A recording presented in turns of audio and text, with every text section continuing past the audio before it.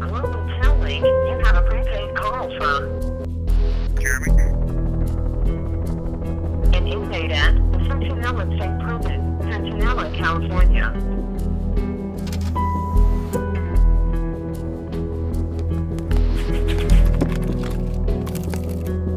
This call and/or telephone number will be monitored and recorded. To accept this call, say or dial 5 now.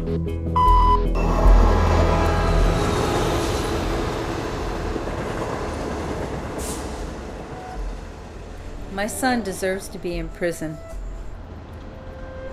What he did was wrong. But that's not what this story's about.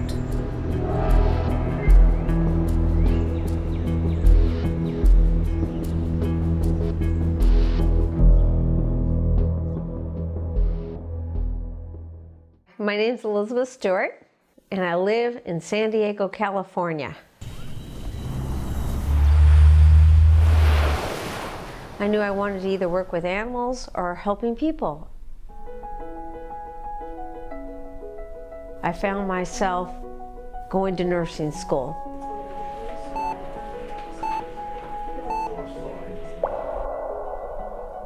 During this time, I had 2 children, Danny and Jeremy. I was a typical mom. I liked to take the kids on local adventures. Dad wasn't around much, so it was very difficult for both of my children. Jeremy loved playing sports. We played soccer, karate. We also did football. He had this amazing heart. He loved church. But he'd also be that little boy down there pulling out the flowers when nobody was looking. He had this little mischievous side to him.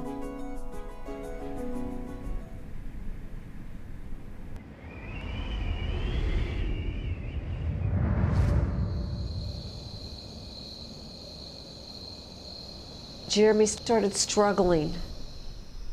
He started hanging out with the wrong group.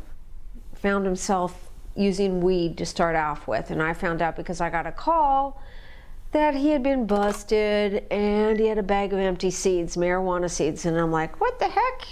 My young boy.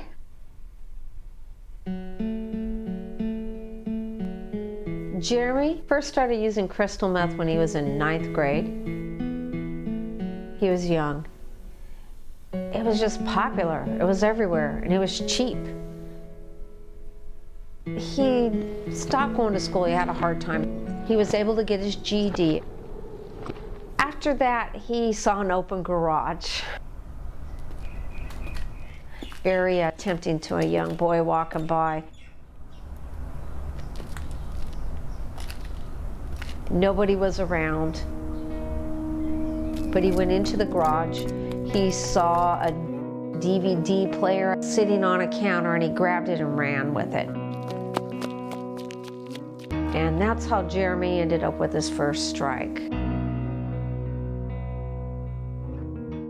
They come up to you and they say, you're going to do a lot of time. You either take this deal or we're going to put you away.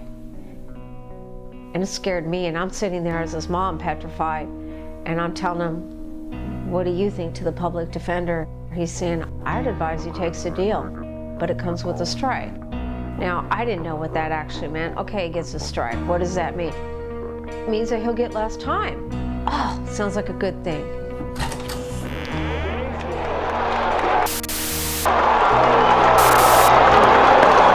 Break 3, you're out!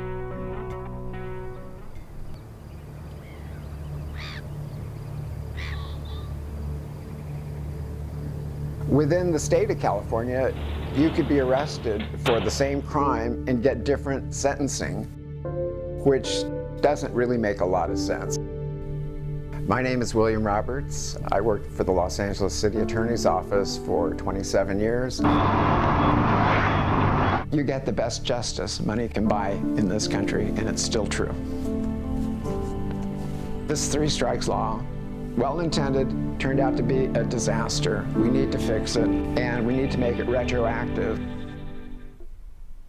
When 3 strikes was first proposed to the California people, It was in the aftermath of a Polly Klaas kidnapping.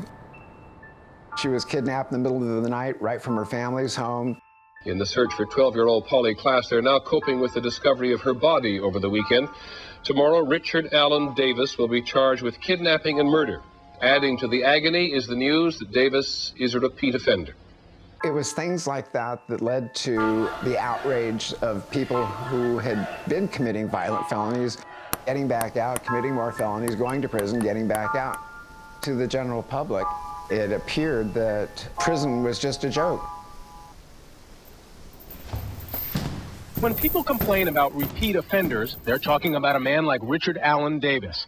Davis has been sentenced 6 times, receiving anywhere from 6 months to a maximum of 25 years. Today, the state attorney general called for a new law that would bring 3-time felons a life sentence. For the worst repeat offenders, it's time to seal shut the revolving door in our criminal justice system. 3 strikes, you're out. You don't get to be in society anymore. They thought if we take these bad people off the street, we'll all be happier, society will be better. Nobody ever thought at the time that it would be applied to nonviolent felonies. Jeremy was released shortly after that. He did a year at that point. Using crystal and marijuana, even alcohol, at a young age when you don't work, you're going to start looking for ways to get money. It's part of the addictive process. I believe this is what caused Jeremy to start breaking into homes, his addiction. Jeremy's second strike was for breaking into a home while the residents were out to steal jewelry.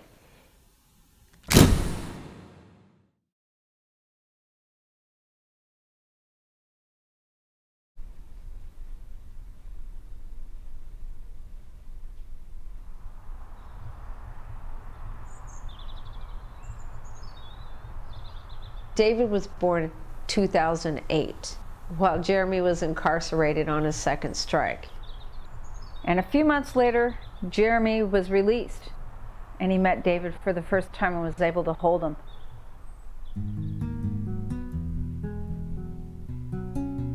As far as I knew, Jeremy was doing good at that time. He was going to the NA meetings. Then a few months passed. He found out he was having another child. His wife was pregnant.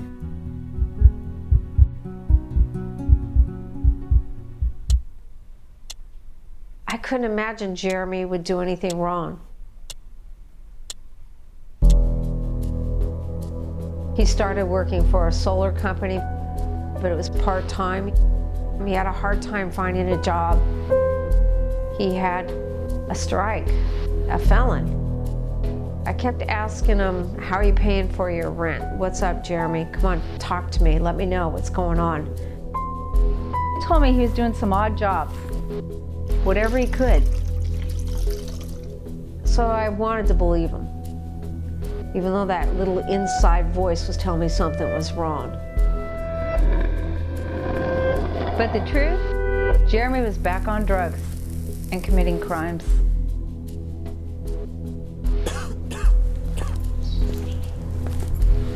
He had knocked on the door and asked around, pretending to be a salesperson, a common thing that thieves do. No one was there, so he entered the home and he stole some belongings. It was about $300 worth of property and some busted up laptops that didn't even work. And he was incarcerated for that. So for $300 worth of stuff, he ended up in this big mess.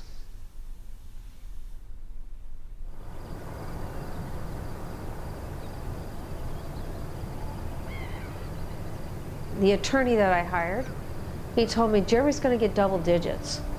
Be prepared for that list. So I'm thinking 15, 16 years, and to me that was a lifetime. The trial, it was tough. There was no deal offered. We kept hoping that the courts would say, look, we'll give you 20 years and you sign the deal.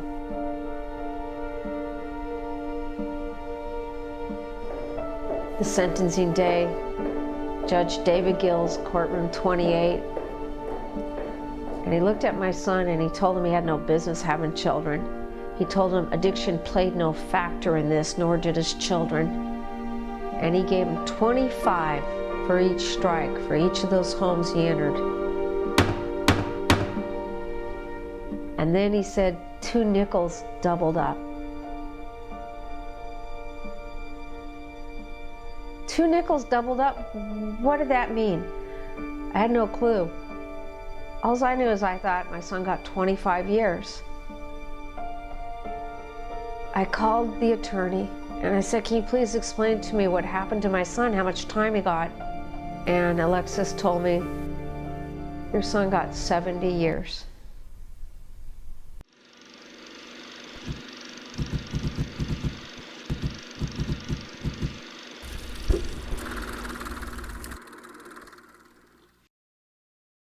I felt like my heart was ripped out. I thought, I gotta get a support group. I'm not gonna survive this. So I Googled support groups. I typed in 3 strikes. For someone who doesn't know how to do computers, I was pretty impressed with myself. Then I discovered Jerry Silva's name. And I got on the phone immediately that day.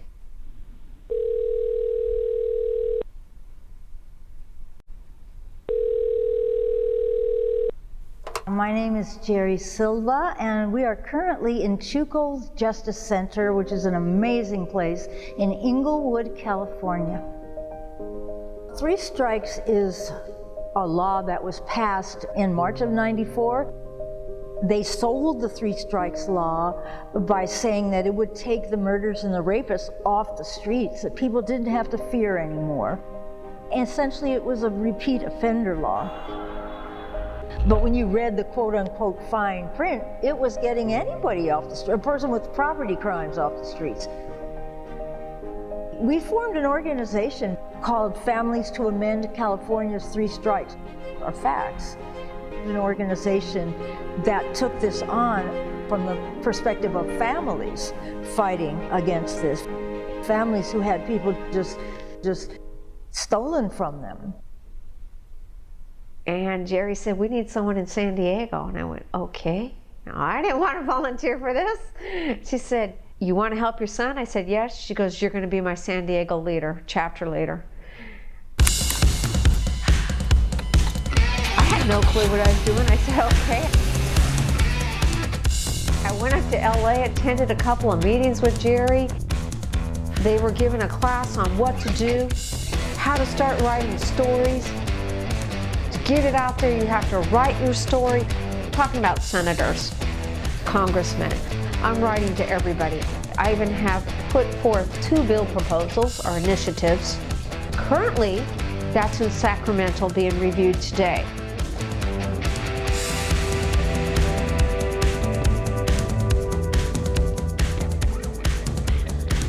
One person can make a big change. One person can have a loud voice. And I believe I am that one. So I became an activist, speaking up for my son and all the other 3 strikers out there.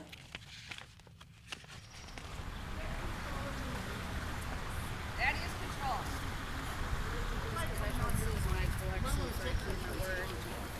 Want to register? We have the registration here so you can do the presidential campaign. It's important to vote. Are you a registered voter? Yes, I am. Would you like to sign our bill proposal, please, to help Governor Brown to save taxes? I've had people I'm talking to passing out my flyers that say my brother, my cousin, my neighbor, my sister. We have more prisoners in the United States incarcerated than any other nation.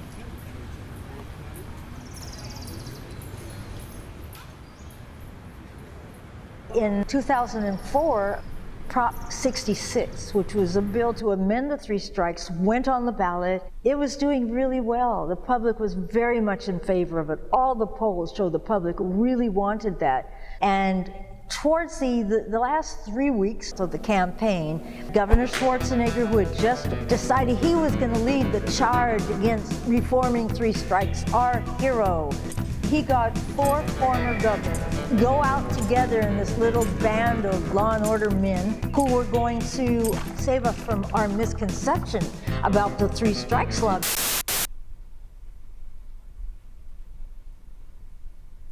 Under Proposition 66, 26,000 dangerous criminals will be released from prison. Child molesters, rapists, murderers. Keep them off the streets and out of your neighborhood. Vote no on 66. Keep them behind bars.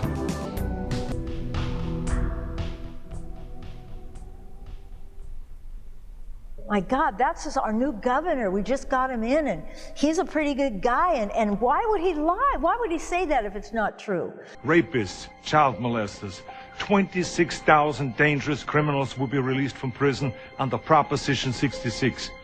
But beyond that, all those pictures were certainly not of people who committed murder, rape, or child molestation.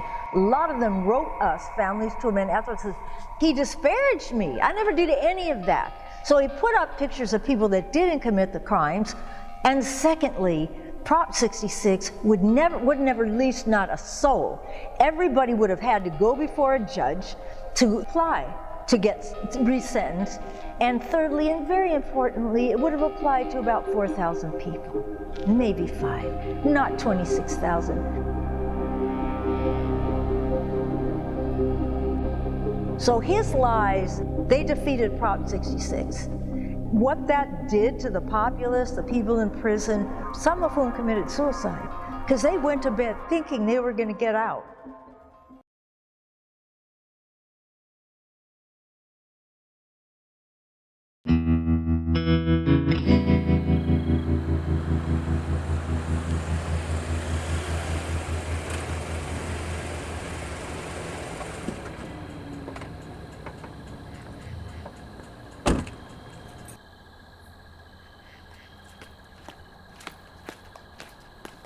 I'm James Whitehouse. I'm dealing with Jeremy's appeal.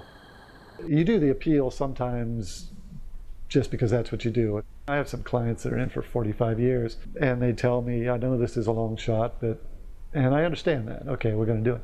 And it's exciting when you get a case that has good issues, and Jeremy did. And so it was disappointing to lose it.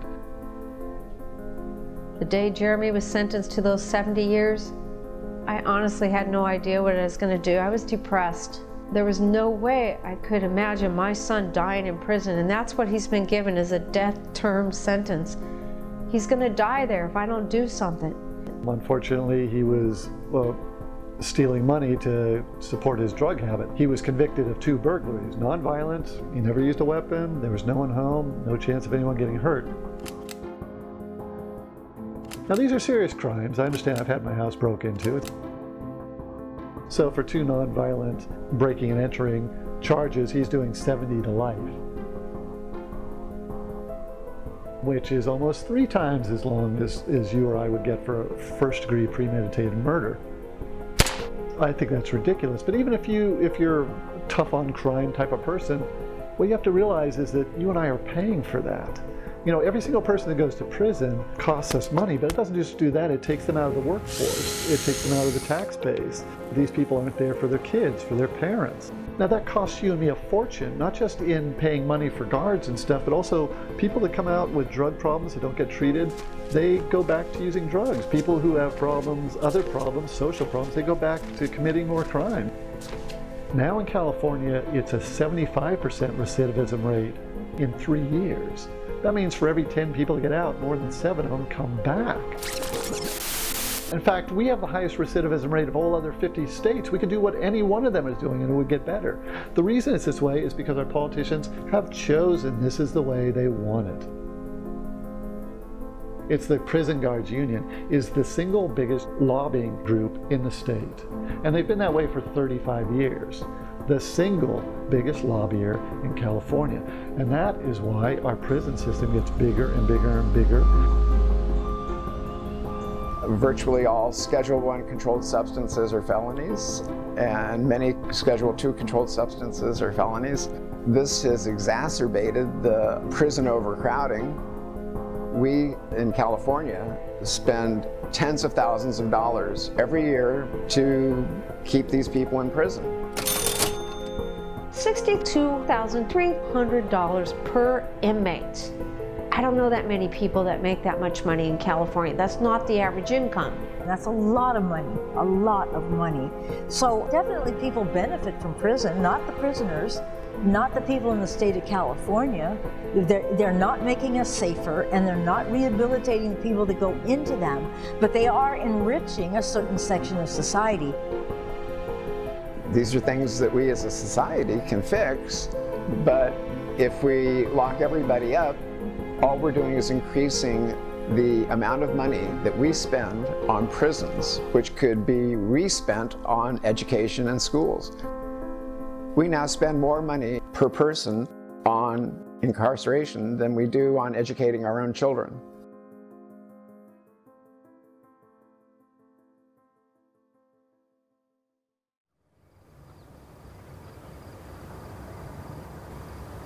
When Jeremy went to prison, was incarcerated for his 70 years, I took custody of the children. It was too hard for Rachel, their mother. She just wasn't able to provide for him financially. She became depressed. And I heard rumors she was using drugs too. Shortly thereafter, she was arrested. And the kids have been with me since. They're my godsend. There's an awesome program that the churches do throughout San Diego. It's called Angel Tree, and it's a way of taking care of the children of inmates. And they asked Jeremy what gift he wants to give the kids. So it's going to be exciting to see what they walk in with. We have no idea what the kids are getting this year, and it's something that Jeremy wanted to give to his children on behalf of him for Christmas. I have no idea. Yeah, oh, thank you for coming back. Oh, I wish I could. Yes, it did. It had something on it. Oh, what is it? What is it? Get it out. No, it's for you to do. Come on. Oh, my God. I know so many women who are raising their grandkids because they have a child incarcerated. The punitive incarceration is now working against another generation who is being raised without their father figure, or by a single parent, or by a grandparent. We're really destroying the fabric of the families through these kinds of policies. I'm Gretchen Burns Bergman, and I'm the co-founder of A New Path, Parents for Addiction Treatment and Healing. Experimenting with drugs is part of the human experience, but I can't sugarcoat this. There's a correlation between addiction and crime.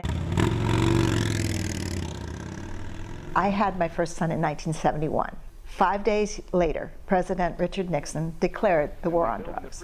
I had no idea at that time how many families like mine would suffer because of these punitive prohibitionist policies. I knew that this was wrong, and so it was my responsibility to learn as much as I could. And what I found out was that we were mishandling this terribly. We were making the situation much worse. We were criminalizing people who had a problem that was a solvable problem. Now, Fassbender's mother and brother were there to support him, but as it stands, the DA plans to prosecute the case to the hilt, even if it means life in prison for Fassbender under California's controversial three-strikes law. Robert Fassbender is in court for a petty theft charge of not paying for some donuts he ate but didn't pay for last November. The family says Fassbender is a reformed convict leading a Christian life, sometimes tortured by drug use. Sometimes tortured by drug use. Sometimes tortured by drug use.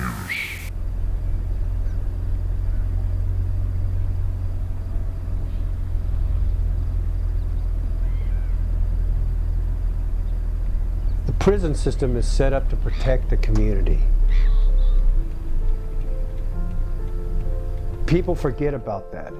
And loved ones forget about that when their loved ones have committed that crime. If they can't stop themselves, then the law is set up to stop them and deter them from maybe potentially killing someone. That's why I like to work with drug-addicted people. In America, faith-based recovery has the highest success rate over all the recoveries, faith-based. I do believe in the prison system. I believe that prison does work. I've seen it work for a lot of people. What I do inside the prison is giving direction to these men in a biblical sense. And in that, there'll be correction. In that, there'll be encouragement. Many inmates will come in and spill their heart out, spill their life out. And Jeremy was one of those guys. Talked highly about his mom, how his mom is active in his life, helping to get some awareness of his sentence. Forgiveness is for everybody, including Arnold Schwarzenegger, including for Obama if he wants it, and including for you if you want it. In order for somebody to be more successful on the outside, you need to start rehabilitating them on the inside. Not just lock them up. But yes, can the prison change? The question is, does the prison want to change?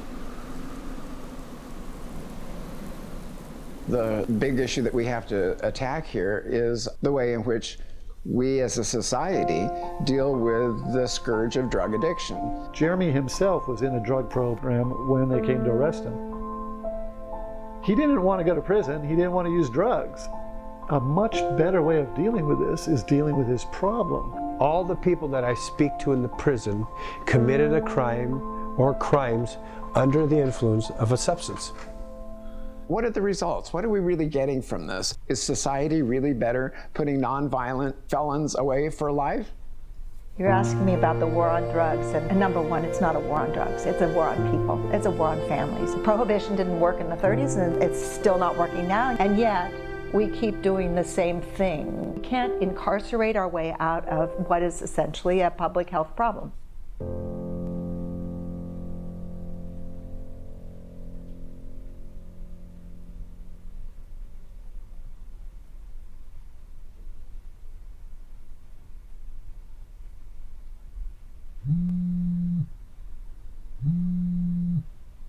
This call and your telephone number will be monitored and recorded.